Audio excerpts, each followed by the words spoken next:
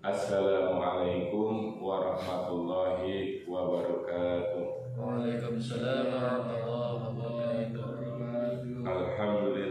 Alhamdulillahi rabbil alamin wa bihi nasta'inu ala umuri dunya waddin wa ala alihi wa ashabihi ajma'in, amma ba'du. Pertama-tama, marilah kita bersama-sama memanjatkan puji syukur kita kehadirat Allah Subhanahu wa Ta'ala, yang mana pada hari ini kita masih diberi nikmat, yaitu nikmat iman, nikmat Islam, nikmat panjang umur, dan nikmat-nikmat yang tidak bisa kita sebutkan satu persatu. Alhamdulillah, kita telah melaksanakan sholat subuh berjamaah di musola tercinta kita, di musola Az-Zikra, pada hari Kamis pagi, dan dilanjutkan dengan pembacaan ayat suci Al-Quran surat Al-Baqarah beserta Riyadhus Shalihin dan penjelasannya.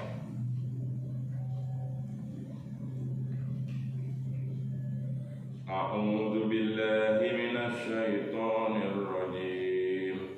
Bismillahirrahmanirrahim. Alam tara ilal ladzi hajja Ibrahim fi rabbih an atanahu Allahul mulka idh qala Ibrahim rabbil ladzi yuhyi wa yumiitu qala ana uhyi wa umiitu qala Ibrahim fa inna Allaha ya'ti bisyamsi minal masyriqi fa'ti biha minal maghrib fabuhital ladzi kafara wallahu la yahdil qaumal zalimin, yang artinya, apakah kamu tidak memperhatikan orang yang mendebat Ibrahim tentang Rabb-nya Allah, karena Allah telah memberikan kepada orang itu pemerintahan atau kekuasaan. Ketika Ibrahim mengatakan, Rabbku ialah yang menghidupkan dan mematikan, orang itu berkata, saya dapat menghidupkan dan mematikan. Ibrahim berkata, sesungguhnya Allah menerbitkan matahari dari timur, maka terbitkanlah dia dari barat. Lalu heran, terdiamlah orang kafir itu, dan Allah tidak memberi petunjuk kepada orang-orang yang zalim. Quran Surah Al-Baqarah 258. Itulah orang-orang yang mendebat Ibrahim mengenai Rabb-nya, yaitu Raja Babilonia yang bernama Namrud bin Kan'an. Mujahid berkata, Raja dunia dari barat sampai timur ada 4, 2 mukmin dan 2 kafir. Raja mukmin adalah Sulaiman bin Dawud dan Zulkarnain, sedangkan raja kafir adalah Namrud dan Bukhtanasar. Wallahu alam. Firman-Nya,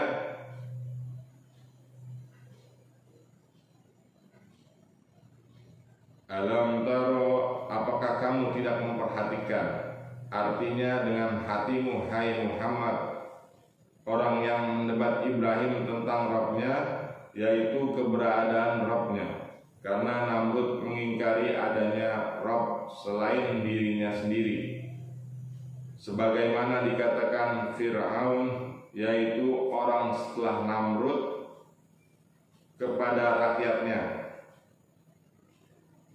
ma'alimtu lakum min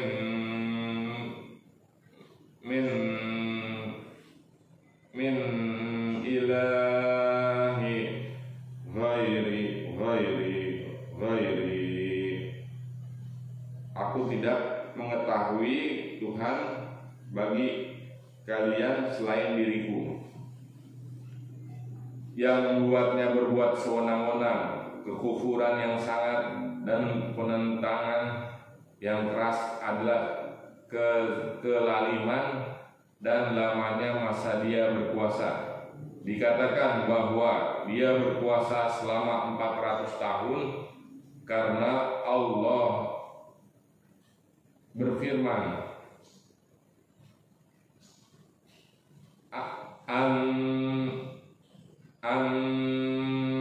atahumul mulka, karena Allah telah memberikan kepada orang itu pemerintahan atau kekuasaan.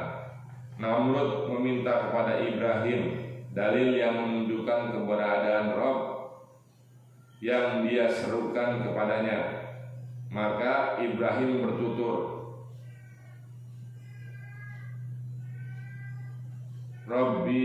Rabbil ladzi yuhyi wa yumit. Rabbku adalah yang menghidupkan dan mematikan.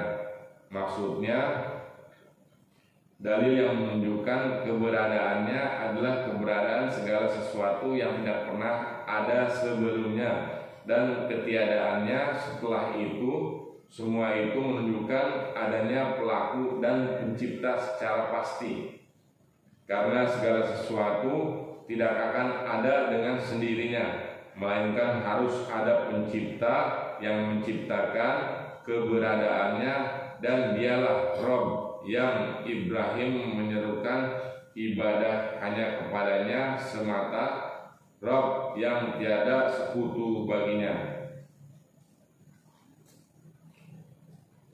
Pada waktu itu Namrud si pendebat mengatakan, Anna uhi wa umit. Aku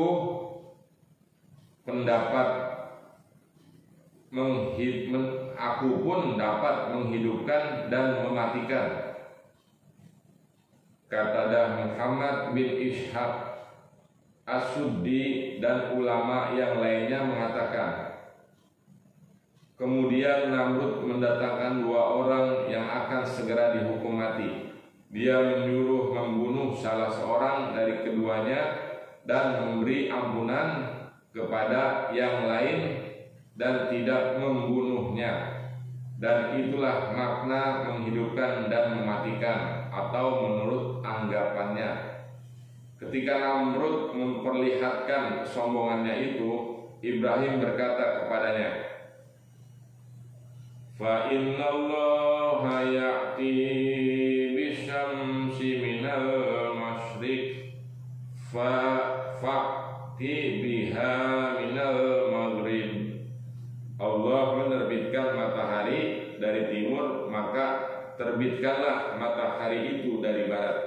Maksudnya, jika benar apa yang engkau katakan tadi, bahwa engkau dapat menghidupkan dan mematikan, maka yang dapat menghidupkan dan mematikan itu adalah yang mengendalikan segala yang ada, menciptakan zatnya dan menaklukkan planet-planet berikut peredarannya.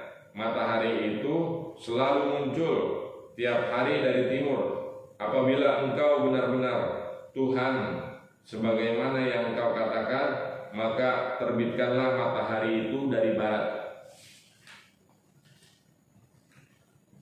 Maka ketika Namrud mengetahui ketidakmampuannya dan bahwa dia tidak sanggup berbuat apa-apa dengan kesombongan itu, dia pun tercengang, membisu, tidak dapat berbicara sepatah kata pun, dan hujjah pun telah jelas atau tegak atas dirinya. Allah pun berfirman, Wallahu la yahdil qaumal Allah tidak memberi petunjuk kepada orang-orang yang zalim. Artinya Allah tidak mengilhami mereka untuk mendapatkan suatu alasan. Justru hujjah mereka tidak bisa berkutik di hadapan Rabb mereka. Mereka layak mendapatkan kemurkaan dan siksaan yang pedih. Shadaqallahul azim. Maha benar Allah dengan segala firman-Nya.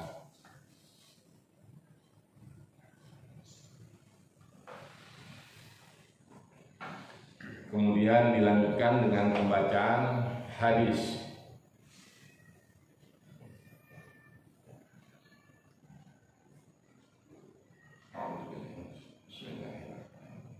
Wa fi riwayatil lahum saddadu wa qaribu wa duwarhu wa su'un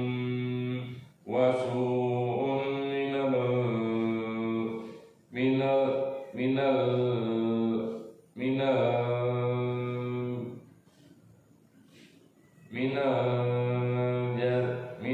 jadi fasdal kos databelu.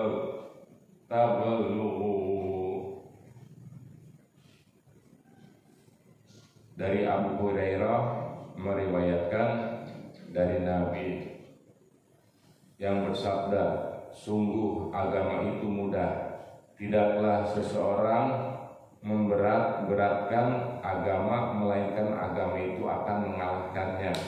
Maka bersikap luruslah kalian, lakukanlah yang sederhana saja, bergembiralah dan mohonlah pertolongan baik di pagi hari, sore hari ataupun di sebagian waktu malam. Penjelasan. Dalam riwayat Imam Bukhari lainnya disebutkan, berlaku luruslah kalian, lakukanlah yang sederhana, pergilah di waktu pagi, juga di waktu sore, serta sebagian di waktu malam. Bersikaplah sederhana, tentu kalian akan sampai pada tujuan. Ada yang meriwayatkan dengan lafal la in yushadabina ahad, tidak seorang pun yang hendak memberat-beratkan agama tersebut. Dari kosa kata asing ila golabah, maksudnya agama mengalahkan orang tersebut, dan dengan sendirinya orang yang memberat-beratkan sendiri akhirnya akan lemah untuk menghadapi agama tersebut karena banyak jalan yang perlu ditempuhnya. Al-Ghadwah artinya berpergian pada pagi hari. Rauhah artinya akhir siang hari. Ad-dujlah artinya pada akhir malam. Penjelasannya, kata-kata di atas sebagai kata kiasan atau perumpamaan. Maksudnya ialah, hendaklah kalian semua memohon pertolongan untuk melakukan ketaatan kepada Allah dengan melakukan berbagai amal perbuatan ketika dalam keadaan bersemangat, serta hati dalam keadaan lapang, sehingga kalian akan merasa nikmat melakukan ibadah, tidak akan merasa bosan, dan kalian bisa mencapai tujuan kalian. Hal ini sebagaimana seorang musafir yang pandai, ia tentu berangkat pada waktu yang tepat, dan dia beristirahat dengan mengistirahatkan di lain waktu. Dengan demikian itu ia mendapat mencapai tujuannya tanpa kelelahan sama sekali. Wallahu a'lam. Intisari hadis ini ialah hendaknya seseorang tidak terlalu memberat-beratkan diri dalam beramal dan beribadah, serta tidak meninggalkan amal yang ringan kecuali tidak mampu atau terputus dari melaksanakannya secara keseluruhan atau sebagian. Oleh karena itu bersikap tengah-tengahlah, tidak melampaui batas dan tidak lengah. Lakukanlah yang sederhana. Jika kalian tidak mampu melakukan yang sempurna, lakukanlah amal perbuatan yang mendekati sempurna. Bergembiralah dengan meraih pahala atas amal perbuatan yang engkau lakukan secara kontinu, meskipun sedikit, dan jadikanlah waktu luangmu dan aktivitasmu sebagai penolong dalam melaksanakan ibadah. Allah berfirman, "Faidza faragta fansab wa ila rabbika farghab." Maka apabila kamu telah selesai dari sesuatu urusan, kerjakanlah dengan sungguh-sungguh yang lain, dan hanya kepada Rabb-Mu lah hendaknya kamu berharap. Surah Asy-Syarah ayat 7 sampai dengan 8.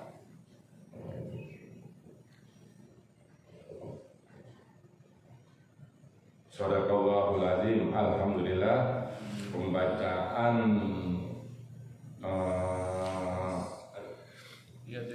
Riyadhus Shalihin telah selesai. Akhir kata ditutup dengan pembacaan kafaratul masjid. Subhanallahumma wa bihamdika asyhadu an la ilaha illa anta astaghfiruka wa atubu ilaik. Alhamdulillahirabbil alamin. Wassalamualaikum warahmatullahi wabarakatuh. Waalaikumsalam.